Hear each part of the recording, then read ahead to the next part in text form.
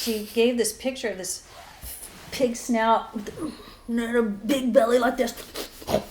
And I'm like, oh, it's a hoarding spirit.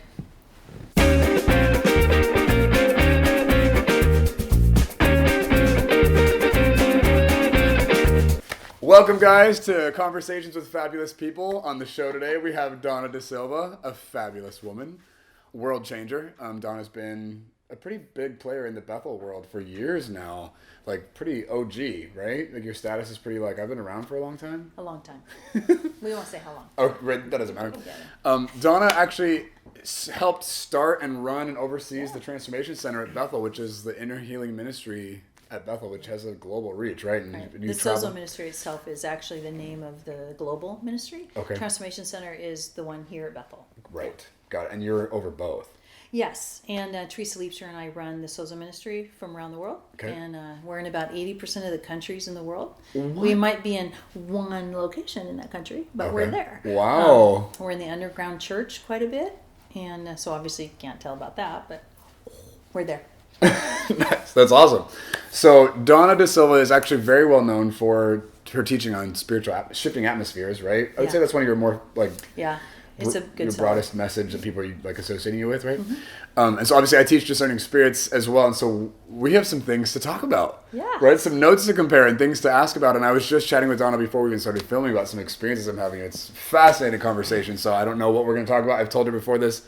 Who knows? We don't really have necessarily have a plan on what we're going to talk about, but I'm excited to hear all that. Anything about your bio or whatever that they should know about to know you? No, if you're more interested, you can go on DawnaDeSilva.com.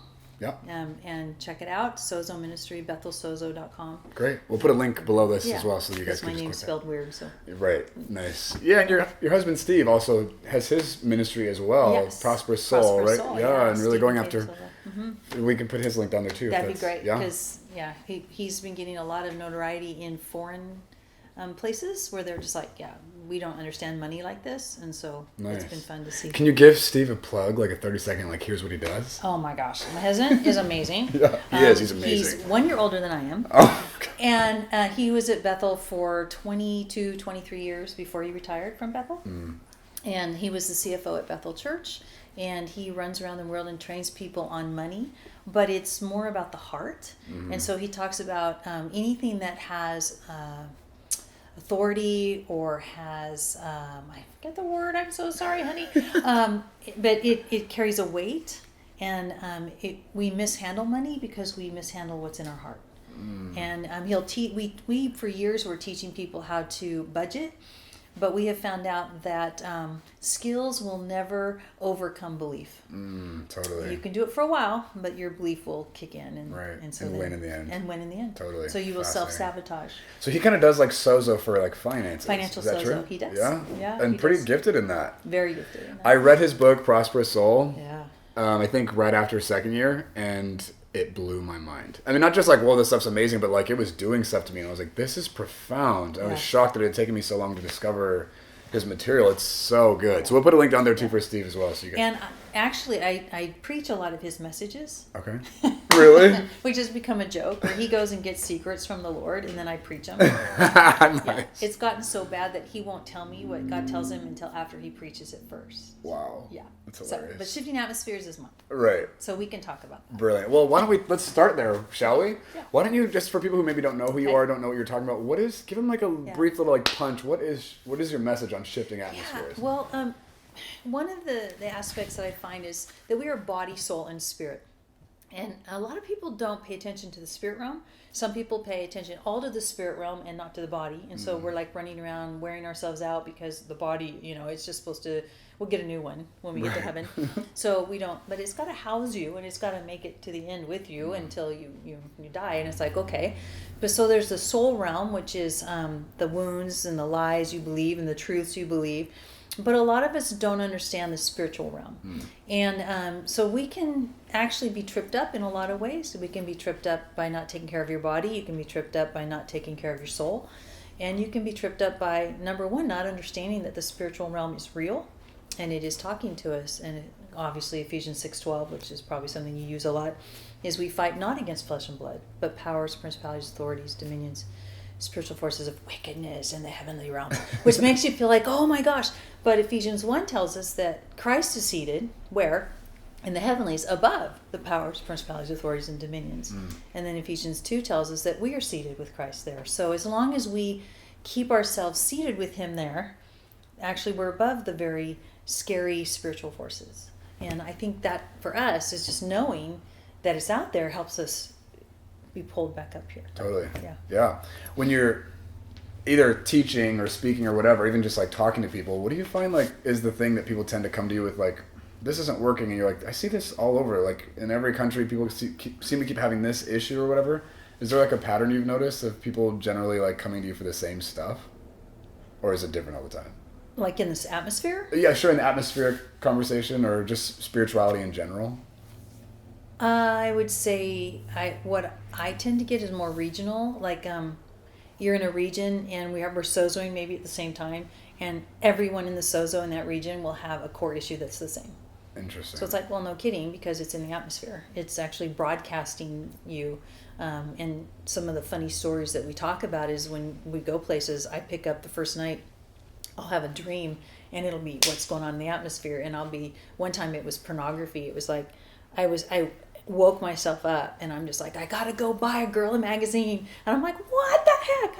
If I was gonna buy one, it wouldn't be one of those. I'm thinking to myself, what am I doing? And I was so overwhelmed, like, go, buy, gotta buy it.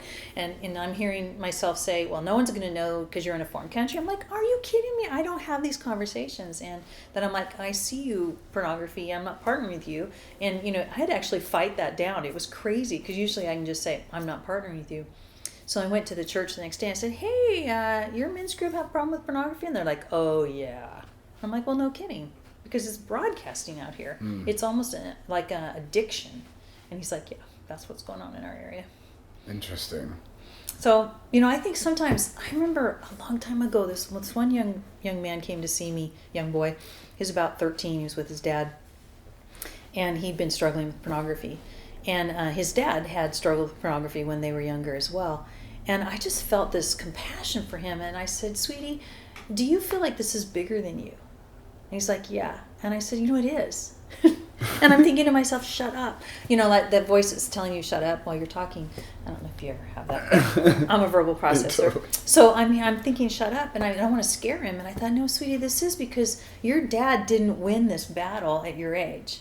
And you're fighting for the generations to come to not have to fight the battle that you're fighting at this age. Your dad's won it now, but he didn't win it at that age. And he just went, oh. And I think just giving truth is so helpful to let the little guy know, this is bigger than you, because the world is telling you that this is okay and that is okay, and look here and look there. And you're wrestling not only your own flesh, but you're also wrestling a broadcast that is baiting you. When you come to places and you're going to teach or whatever, do they ask you, like, what are you sensing over the region? Yeah. Do you ever have moments where you're like, I'm not actually sure what I'm sensing, I don't get it? Or is it always like, no, it's pretty clear, like, this is what's going on? Well, until I have my new assistant, Dawn, I used to always figure it out. But now she gets to figure it out. That's her job. So when they ask it, you just send them to Dawn? Sometimes. It's so funny because she's an intercessor. And so she'll pick up stuff, and I'm like, yeah, I don't pick that up at all. But it's real. Yeah. And I'm like, oh, great. Thank you, Jesus. Yeah, nice. Okay, that's a secret. Yeah, she gets to carry the load. Nice. Okay, so I'm curious with this principality thing, because I actually had someone come up to me on a question after my class this morning. They were like, hey, are you going to be teaching on like regional stuff and principalities and things? I was like, no, actually most of my content is geared toward our own personal, like governing ourselves and then interpersonal relationships. Great. I've not moved to like the principality conversation. It sounds like you do talk about those things. I'm Absolutely. Curious, what are some things you generally tend to speak to people about, that whole principality conversation? We're wrestling against, these powers or forces or whatever. Yeah. So before I do that, tell me a little bit about the individual. Yeah. So I do teach them the whole like body, soul, spirit thing. Yeah. I think I emphasize that the spirit world is the real world, and everything is coming from that place. And I think I've actually... Come on. Yeah, right? Thank you. Yeah. And I think I spend a lot of energy trying to speak to people's soul, because I find that most people are operating and navigating on that level. How they feel, what they think, what they want, like that's how they navigate and value and estimate stuff. And so I'm trying to like meet them in that place, and so from there trying to like from their home base, like, okay, I get that this is normal for you, but you know, this is a thing, and this is how this plays out, and this is where this stuff's coming from. So I spend a lot of energy trying to help extrapolate for people. Your thoughts and your emotions, your desires are actually coming from somewhere deeper than just those places, right? They're like symptoms of something deeper going on in the spirit, in the real world, right? Yeah, and so we spent a lot of time in that conversation. I think I definitely spent a lot of energy toward finding words, verbiage, you know, like a vernacular, and kind of create a culture around being able to talk about these things. And in my class, I think a lot of people have these strong reactions because they've never heard anybody talk about stuff that nuanced and specific, you know, and they're like, ah.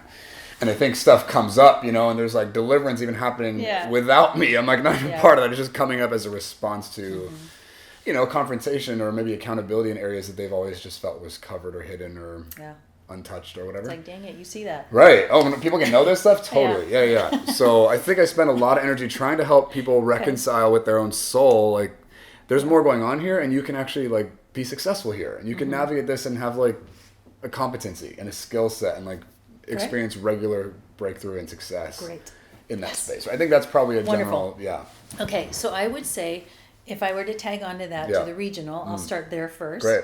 That I tell people that you have authority over what you actually have beaten in your life, and I tell if I would say that if there are issues in your soul that aren't healed, then the enemy has a fishing hole to go fishing in.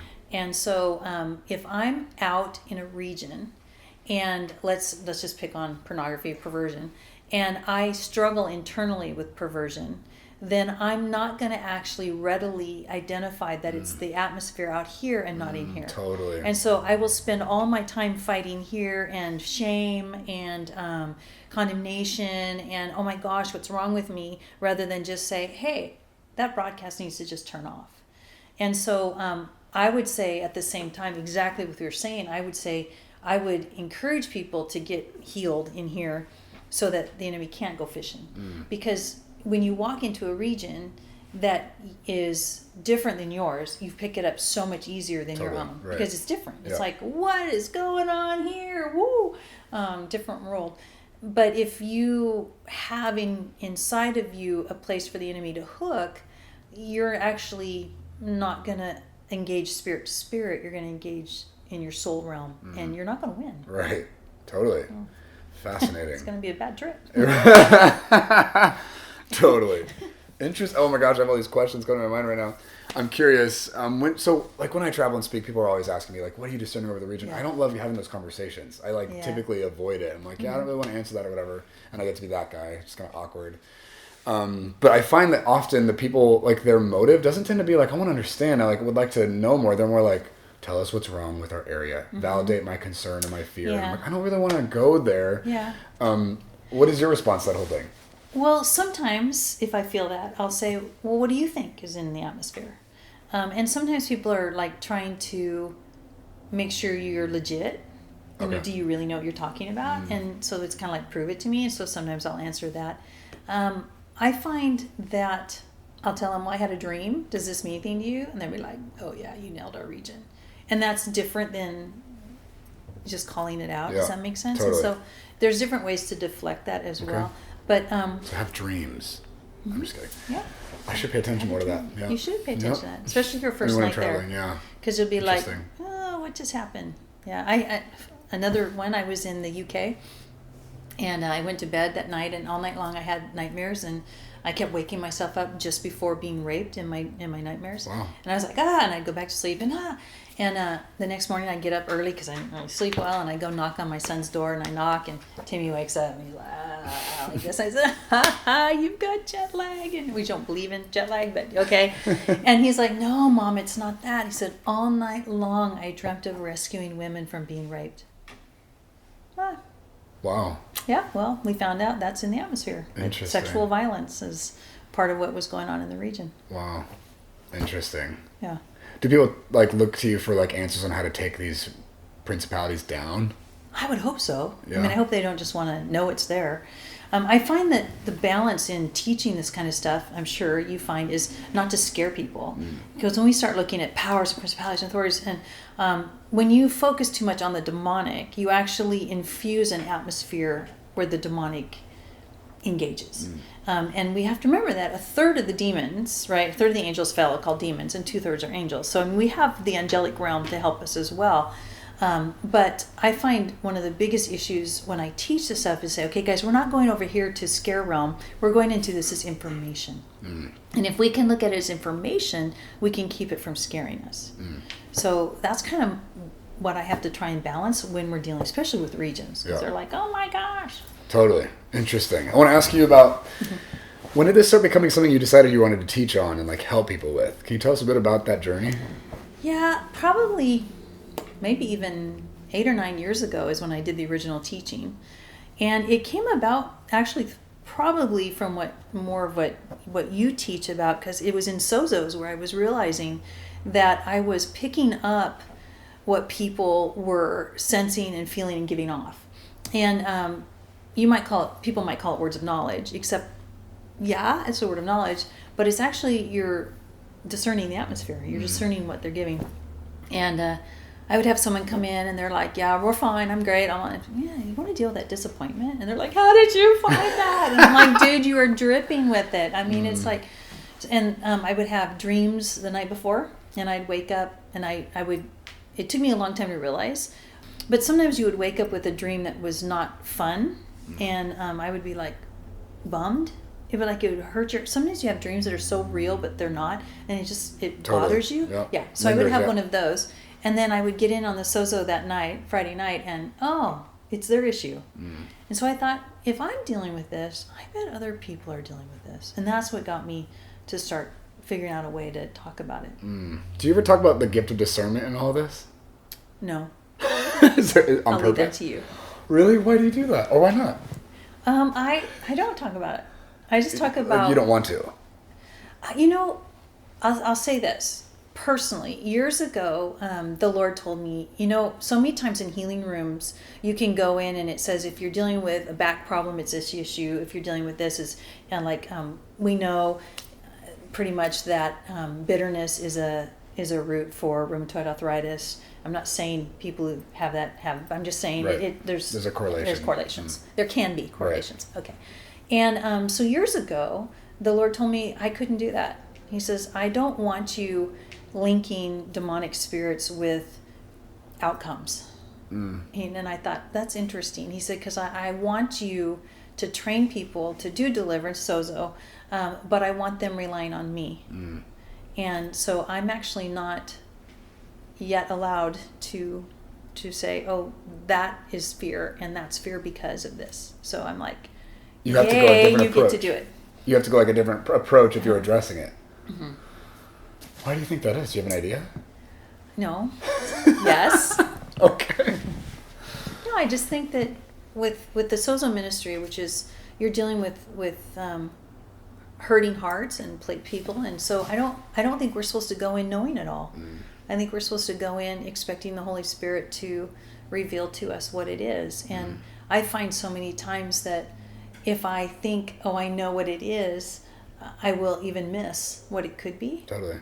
I will say one of the funniest situations I had was with my friend Teresa Leifscher, and we were trying to figure out what the spirit was we were battling in a sozo, and it's not like battling, but we were going through the very gentle deliverance form of renouncing, repenting, all stuff, and we were getting, is it poverty, and it didn't manifest like you would think, okay, is it this or that, and finally I just looked at Teresa and I'm like, I don't know, I don't have the right word for this. And I don't believe that you always have to have the right word to call the demon by its name for it to bow, but there are times when you have to call it by its name. I don't know, or its characteristic or something. I think it's, for us, it's the person agreeing with what they're hearing is actually giving helping the connection with them. So it's not like I'm not looking for Beelzebub and Lord of the Flies. I'm looking for, is it anger? Is it rage? Is it? And a lot of times you can say rage, bow, and rage or anger. If it's the other one, will still go. Yeah, right. Okay. But this case, it wasn't going. And it was so funny. I will never forget this. And Teresa says, well, I can tell you what it looks like. I'm like, awesome. She goes, it looks like, and she gave this picture of this pig snout, and a big belly like this. And I'm like, oh, it's a hoarding spirit. You just knew that after her impersonation of it. Well, she didn't do the sounds. I did the sounds. But she told me what, and I thought instantly in my head, I'm like, oh, it's a hoarding spirit. And where did that come from? You just knew? I know. Well, because like a pig is a whore, H-O-A-R, hoarding spirit. And it was like this. And so it just clicked in my mind. And so as soon as we said she renounced it, she got completely set free. Wow. Yeah. Interesting. So, I mean, I could take that and go, okay, well, every time you're dealing with this and this, it's a spirit. But the Lord's like, no, you can't. Totally. Okay, I want to ask you this. I don't know if you'll have an opinion on this. I'm curious. 1 Corinthians 12, gifts of the Spirit, right? We've got miracles and healing and all that stuff. We've got knowledge, prophecy, and discernment, right? And it seems like they can actually kind of look like each other in certain contexts depending on your experience of them. How would you distinguish them from each other? Well, number one, I think discernment is one of the least used gifts in the church today. I think we need to get ourselves moving on that. But I agree. It's like, come on. I tell people, you need to discern for yourself if someone's speaking truth. And it's not to be critical, but it's, I've had times where people have said, yeah, and da-da-da-da, and this and this and this and this and happened, and it sounds amazing. And my sniffer is like... Your sniffer? Something's not right there. Yeah, totally. Yeah, it's not right. And go back and ask God about this. And they're like, well, God told me. Yeah, go back and ask him about that interpretation, because I don't care who told you that, it's not lining up with my discerner. Yeah. And I've been in trouble in my world because I didn't confront one time. And it cost me a friendship it cost her, and it cost me the friendship. So it's like, I'm not going to keep silent if it doesn't smell like truth. Yeah. Yeah. Totally. And can you imagine a church in the world where people are calling each other out on that stuff, and that stuff's being more addressed, and there's accountability in our relationships? How much devastation can be avoided, and how much more competency we could walk in on a regular basis? Yeah, but we have to be careful because it lends itself to superiority and a critical spirit. And so we have to be careful that we're not... I mean, we just had that Sunday night. We had someone that I had Dawn redirect in prayer because I thought that person should not be touching someone right now. And so they can look at that and go, well, is that rude? Is that wrong? I thought, no, I don't think that's wrong, because I think I'm properly discerning what's being released. It might not be their heart to release that, but it is happening. It is happening. Right, totally. Yeah, that thing is sucking life out of everyone around them. Whether you want to see it or not. Right, totally. Well, so knowledge, right? Words of knowledge can sometimes come... I mean, you get, you pick something up in your sniff, or you pick it up, it comes with details. Yeah. And it can sometimes feel like, oh, this isn't a word of knowledge. But you're like, but I didn't get it by a word of knowledge, or at least how I would experience a word of knowledge. This still feels like discernment to me. Yeah. Do you want to speak on that at all? What would you say? I don't... Sometimes I wonder, is it a word of knowledge? Am I just moving in knowledge and calling it discernment? Because that's not helpful, probably, but... Because sometimes, I'm talking to someone, stuff's coming out of them. Yeah. I teach that when people speak and express themselves, I can feel the stuff in their voice, right? It just kind of releases the agreement. So that really helps in, guiding them toward truth and, addressing things that might be off or whatever. But in that, then sometimes details will come to me, and I'll just start speaking on the insight that I have. And to me, I still just classify that as discernment, but sometimes it's it seems like maybe it could be classified as knowledge, and I'm like, I don't actually know the difference, and I'm not... Maybe it's both. Maybe. Yeah, I think of it. But when Sean Bowles tells people their details, that's not what I'm doing. You know what I mean? It's different. Yeah, I haven't. It's like I tried that one time, and I tried calling him, and I get the operator. That number is no longer in service. I'm like, oh shoot. No, but I have one that I think maybe both is happening, because I had a guy come in. I kind of alluded to it, and he had driven a long way and been in a car with his wife, and he came up for his sozo, and why are you here? I'm here because my wife's a mess, and she's been in therapy all these years, and I just was feeling all of this loneliness on him, and I could feel it. So that's a discerning thing, just kind of, I'm discerning loneliness. And I said, well, how would you like to handle loneliness? And he says, how did you pick that up? And, as I have him start renouncing, I hand you the lie that I'm alone in this marriage. He starts saying, I just turned to my wife after 10 hours in the car and said, I'm just lonely inside. And so I think I was picking up, discerning what he was giving off was loneliness, but I actually saw him in his car with his wife having a conversation. Which we've left discernment and now gone to something else. And now we're into a word of knowledge. Yeah. And so I think they partner, and hopefully wisdom comes in with us. Right, totally, right? Yeah. Because it's then they say, well, what do you do with it?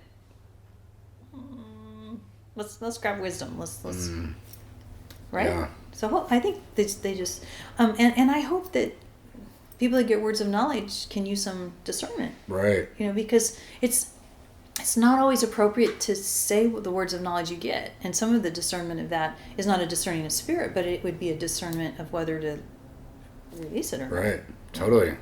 Interesting.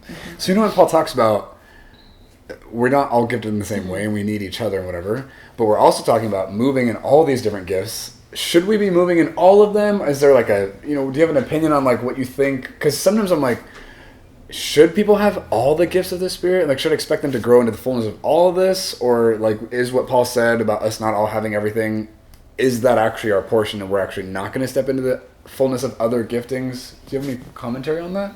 This is something I just kind of wrestle sometimes. I'm like, I would say both.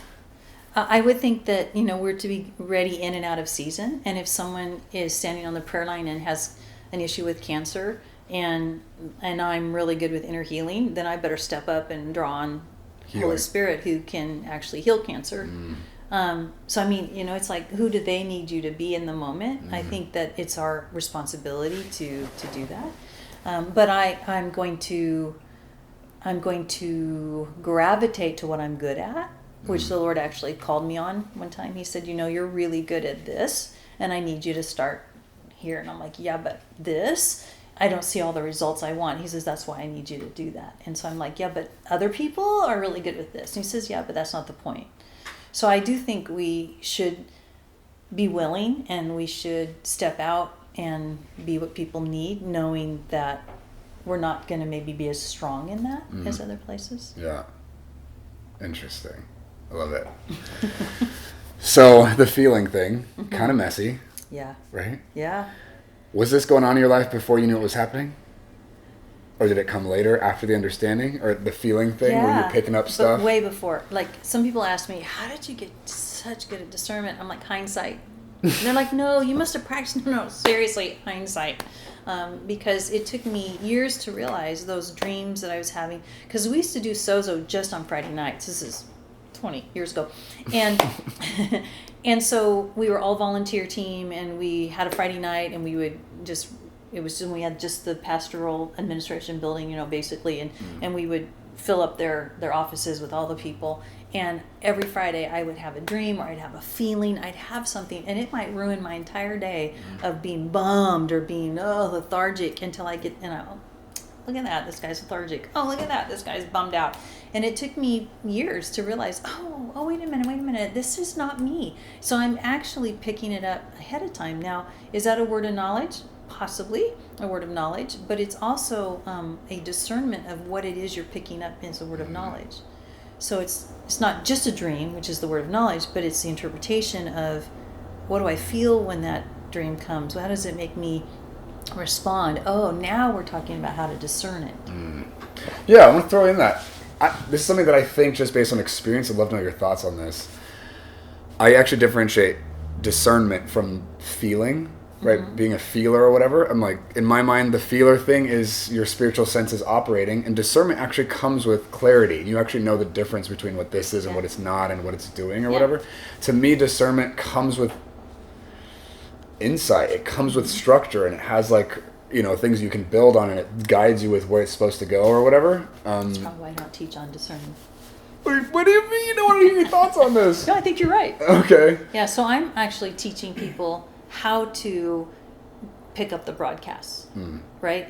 And so, shifting atmospheres is basically tuning into the radio stations and then changing the station and to release it. So once you pick it up, how do you shift it? Well, but you have to know, I pick it up, what is it? Right. Right? So it's like, it's not just like, oh, I'm grouchy right now, but it's like, okay, so why are you grouchy? What are you feeling? What's going on? Okay, oh, now that's the issue you need to target.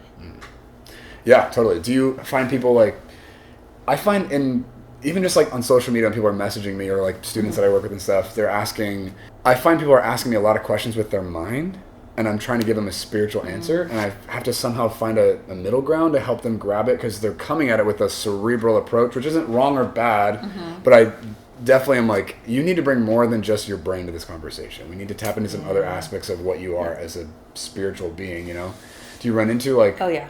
Can I hear about that a bit? Well, I teach about this in Warring Wisely. I talk about being body, soul, and spirit. I'm sure like you do.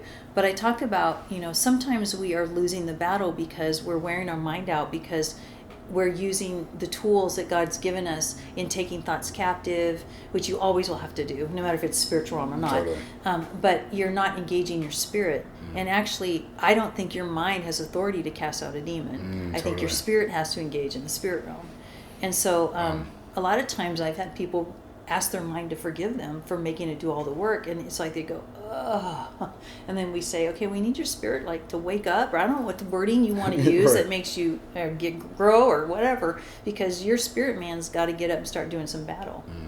Yeah. How do you? Yeah, this is such a fascinating part of where I'm at in my journey of like teaching this and helping people pick stuff up. How do you get them? Because they're like, how do you live by the Spirit? They're asking like, what does that look like? And I'm like, I know how to do it, I guess, or whatever, but I don't know how to tell someone how to do that. Do you have like verbiage or like constructs to help people, operate from a spirit place versus where they're so used to in their mind or their emotions, Because people sometimes equate emotions to spiritual. I'm like, those aren't the same thing, right? How do they... It doesn't give you an answer. I don't. I'm like still trying to find like the language to help people engage with something that has been so abstract to them their whole life. Any thoughts? I probably do, but it's not coming to mind right now. Because I do make a distinction in that. Right? It's like body, soul, and spirit, and you engage your spirit. I think too about, like how do you feed your spirit? How do you feed your soul? How do you feed your body, right? Different ways. And, I think one of the best ways for your spirit is speaking in tongues. Because it just like wakes you up and it disconnects your brain. And so many times when we're stuck in that loop of, let's say maybe you're terror at night, maybe there's depression, maybe there's stuff going on and you just got this loop going on in your head. And it's like, okay, then you need to pray different, because you're like, God, I need you to take this depression. God, you're not taking this depression. God, I see your depression. I'm going to take the depression. And you need to get your spirit engaged, and you need to pop up and say, okay, so and then your spirit rises up and it takes authority over what your mind cannot handle.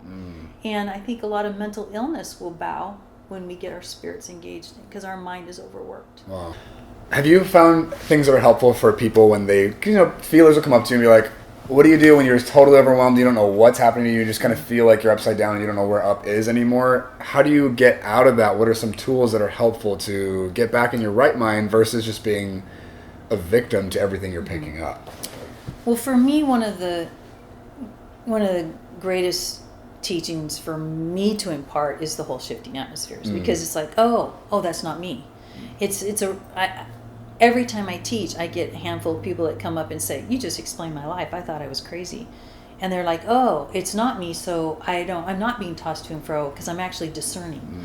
And when I hear it or sense it or however it is, I can actually do something about it. And so just the knowledge of that helps a lot of people. From that point, I would look at, is there, if you're being tossed to and fro and it's not you, is there an area in your soul where the enemy's fishing? And if he's going fishing, then you need to heal the place in your soul. There's a wound or a lie inside that you're believing that it is bringing you down below, or at least to the enemy's level, rather than staying with Christ in the heavenlies. Interesting. Yeah. Do you have like a certain kind of demographic that's attracted to your content or your events or anything like that? Like a certain like type of... Yes. Can I hear about that, or do you not want to talk about it? Yeah. I can say that I was nominated for the best spiritual book of the year. I was so excited to go on and check it out, and I went on to say yes, I'll do this and submit my book, and I could check out palm reading or astrology. I'm like, that's not working. So I'm like, no, I'm not going to join this book thing. So I do draw people that are hurting because of the Sozo ministry. I draw people who want to help the hurting, around the world. And I draw people that are confused with what's going on around, and probably people that are looking for answers. So let's say someone is gifted in the spirit. They're spiritually like capable or whatever. competent and aware Yeah. and whatever, but they don't know Jesus. Yeah. What is your take and thought on like training and equipping these people versus like No. turning them away completely? Like, yeah, what is your approach to that? I think there are people we shouldn't train. Okay. And I think that there are secrets that should stay in the kingdom. And I think that comes from Hezekiah when he opened and showed he was tricked. And from, I think it's Hezekiah, where he was, these people came in the entourage and said, we're from far away. He says, oh, then let me show you our king, here's the jewels and here's the crowns. And God says, what did you show him? And he said, I showed him everything. So then it'll all be taken from you. I think there are some secrets that we need to keep in the kingdom. I agree. I mean, I don't know that I have that based on just scripture. I think there's also this inner like restraint thing there, like almost like a gate that's like, why I shouldn't go past. It's interesting and it's inconvenient, right? Yeah. But it's like it feels like important. Yeah. Why do you think that is? Well, I think people mishandle the word, and I think people mishandle truth, and It almost seems like they're worse off having learned those things without Jesus than to not know them at all. Would you? well, that's interesting because I will sozo non-believers. I don't have a problem with that at all. It's interesting because that's more of the soul. It's a soul realm affected by the spiritual realm. But they know we're going to pray to Jesus, right? And Steve, financial sozos, mostly non-believers.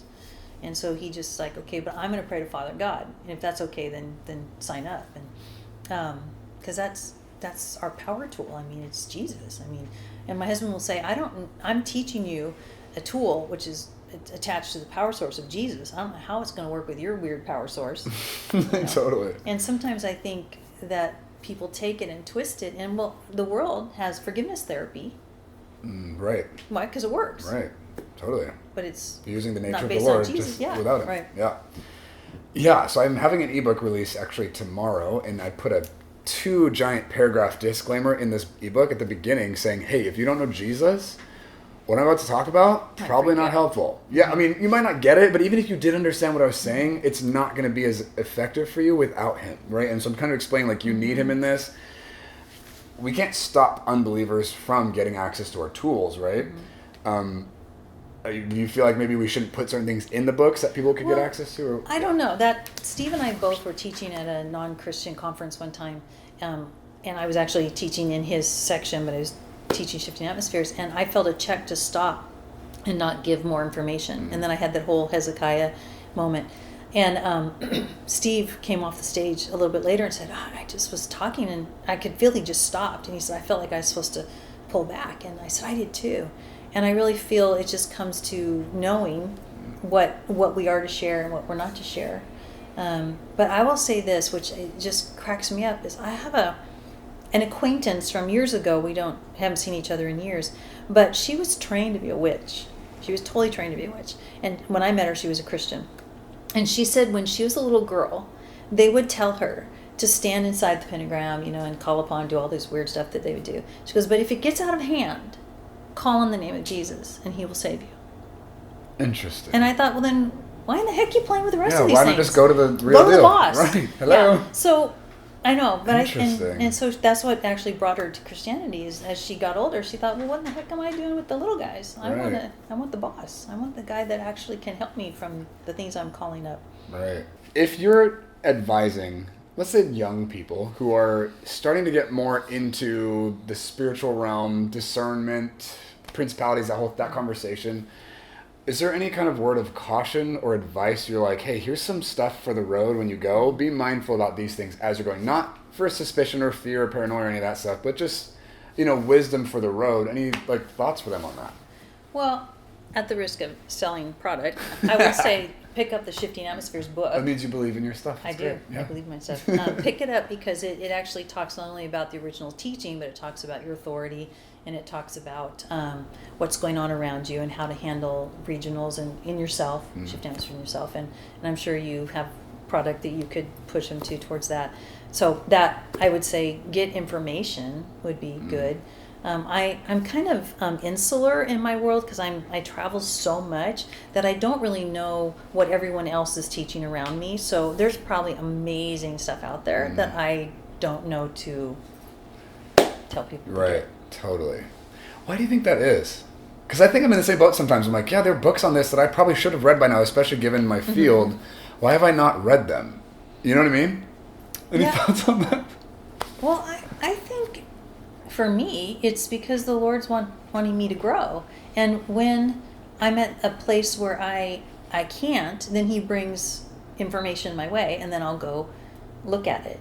I mean, and so I think that for me is part of the issue, is he wants me to follow him. And so many times the books I read, when I finally get around to what is going on, actually gives words to what's going on. So I was reading a book the other day, and I was trying to figure out, there's a difference between the flesh and the soul, and a soul wound and flesh. And sure enough, I was reading a book from Marilyn Hickey, and I just got it in a garage sale. I don't know why I got this, but I got it, and I started reading it, and I'm like, oh my gosh, she has wording for this. She can tell you exactly what the difference is.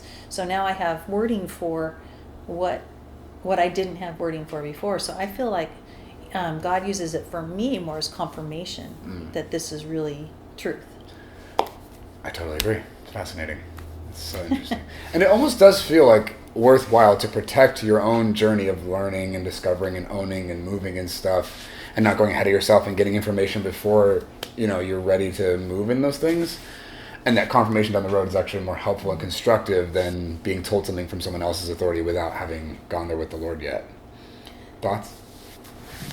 Well, probably because we're forerunners. Okay. And that's not in any way arrogant. It's actually kind of lonely and kind of frustrating I don't sometimes. know what you're Yeah, you probably would. And so probably because we're forerunners, even though there's stuff out there that we could have from other forerunners, God wants us to blaze the path and then find out why it worked, I think. But I don't think everyone should live that way. Totally, yeah. It's So not I like think- prescribed for everybody, but Yeah, maybe unique to the yeah. I think if function you're of a the- forerunner, then that would probably be how it works for you. But I think a lot of people, it's really great to have the information ahead of time. Because Totally. I hear people say to me, why didn't I know this 20 or 30 years ago? I would have had a whole different outcome in my life. Yeah. I'm like, I'm so sorry you didn't know that. Totally. Yeah, that's why we wrote the book. That's why. You have it now, right? Yeah, you do have it now. Totally. Dang. Okay. Interesting. Do you like what you do? I love what I do. Why? It seems Yeah. dramatic and emotional, and like Yeah. you get to go all over the place with this. What do Yeah. you love about that? I love everything but the commute. You mean like the travel? Yeah, I don't totally. like the 14 hours on a plane and 16 hours on the next plane, and I don't like that at all. But I love teaching. I love equipping. I love activating people in Strength Finders. My number 1 is activation. My number 2 is achiever. Nice. So I love to achieve activation. And so when I pray for people usually walk away knowing how they can do it. And I love that. That's I love awesome. equipping that. So Do you feel like that's something that you practically equip them with, or it's something Yeah. you're carrying in the spirit? It's like a combination. it's probably a combination. Okay. Because the gifting would actually make you believe it. But the teaching style is going to teach you how to do it. But even really good teachers that don't have that gifting, a lot of times you can walk away, that was a really great teaching, but I have no idea what to do with those 5 things they told me to do. Right. Have you found yourself like having to create concepts to help people grasp things that maybe don't click right away? Or do you feel like sharing what you know the way you know it has just been enough for people to get there? Give me an example that you've had to do. That's good. Well done. Touche. Can you answer the question you just asked? Yeah, like for example, this ebook, I called it Spirit Tracker. Basically, I broke down my experience and perspective of a spirit that's not of the Lord coming to get you to be part of something. I thought through the process of how I've observed the whole thing, and I broke it down into 10 phases. I'm like, okay, this is what I've tracked. This is the thing. This matters, blah, blah, blah. 10 things. It goes through this journey if it goes to full term, and then it manifests over here. Kind of mapped it out and like labeled it and then described and extracted from the whole thing, like what the process is like. Yeah. I never would have done that, and don't know that I would have necessarily wanted to personally, but I found that if I could put language to how I experienced this, maybe there'd be concept, and we'll find out tomorrow. Yeah. And from then on, if it's actually helpful, I expect that it is. Okay. But just So I'm finding. going to take a look at that. Oh, great! Yeah, and I'd love your Yeah, thoughts. I'll see what's That'd going be on great. with it, because Oh, yeah. I don't think like that in my Okay. brain, but I do I do find myself explaining stuff like that. Okay. So I find just telling stories a lot of times, it's like, oh, that happened to me, or that happened. You can find yourself in the story. Totally. Well, is the same, probably, maybe not quite as cut and dry, but it's kind of like, oh, okay, this, and this. And I'm very linear thinking, and so it'd be fun for me to go, oh, that's on stage 4. I better stop that now. Totally. Nice. Okay, well, I got the signal. We got to wrap it up. But Dawna, thank you so much for joining us. This is a pleasure. So fascinating. I love what you're doing. By the way, I love what you're doing in the world. So grateful for your influence. You've taught me a lot, obviously. Like, I've been sitting under this house for a while, and I know I've been in some trainings with you. I'm like, that makes so much sense. You just explained my whole life. It's so helpful. Thank you. So I love that you're doing this, and I know it's not easy. So I guess I want to even take this moment in this space to thank you for the service you're doing for us, and just the thing that you're laying down and sacrificing for us to have the tools and the breakthrough that you've had to like pioneer in. I know that's not easy. So thank you for that, and I really honor that. It's such a gift and so important, and we're all so grateful. I guess I want to say that on behalf of people who will never get to tell that to you. Thank you. Such a big deal. So grateful. So I'm really happy to be able to share you with the world as well, and whatever, maybe people who haven't met you before or haven't seen you before. So Dawna, what are some of these tools that you've created and written and things that people can get access to? Can you just give us a little bit of plug for that? Yeah. So we have the Sozo book, Saved, Healed, Delivered, A Journey to the Father, Son, and Holy Spirit. That's our number 1 book. And then we have Shifting Atmospheres, which is another book that I did. And we just came out with 90-day devotionals, or declarations for 90 days. And in a month, I don't know when this is going to air, we're going to have Overcoming Fear, Supernatural Strategies to Break Off Fear in Your Life. Nice. Okay, that's a book. That's a book. Okay. Nice. Great. So you guys could probably see them on the screen here, but we'll also put links down below, or the link just at least to your website, and they're all listed on there somewhere. They will be. Yeah, okay. Somewhere. At some point. Great. My ebook's out. It's called Spirit Tracker. Basically, it's 10 phases of when a spirit comes to you to propose an idea that you can accept, to it actually manifesting in the natural in your life. There's a whole progression that happens within us and how we interact with and relate to that whole conversation that ends up producing that stuff. This ebook is supposed to help break that down, give you language and concepts for how you can recognize that, where it's at in the process in you, and how you can disrupt what the enemy wants to do and align yourself with the truth, so you can walk in the freedom and abundance that the Lord paid for. Super helpful. It's the whole point is just to get you a grid for what's going on, and so you can just be nice and equipped to walk that out. So link to that below here as well. And guys, remember to comment and subscribe and like. We'd love to know your thoughts on this. Any questions that you'd like to put down there, or like some responses to the content from today, we'd love to hear from you. And click that bell button so you get notifications the next time we post this. And we'll see you next time. Bye.